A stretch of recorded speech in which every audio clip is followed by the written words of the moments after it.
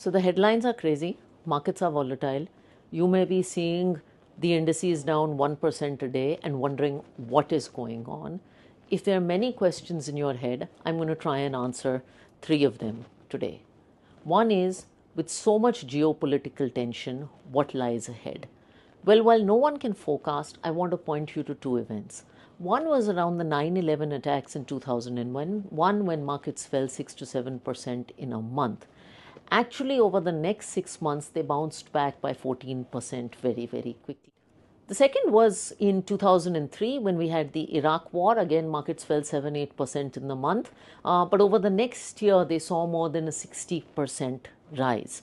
What's common to all geopolitical events? While the events may be different, markets fall, but eventually they do recover. The second question many of you have is, my portfolio has been flat for the last 18 months. I haven't made money. I would only urge you to go back and look at some history. We've seen in periods when markets are flat for 18 months, the next 18 to 36 months are often very, very rewarding for investors.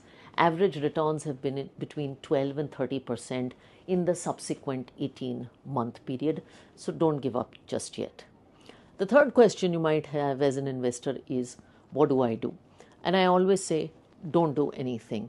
You don't have the pressure to add if you don't want to. My only request is, don't make panic decisions because you're reading headlines in the middle of a storm.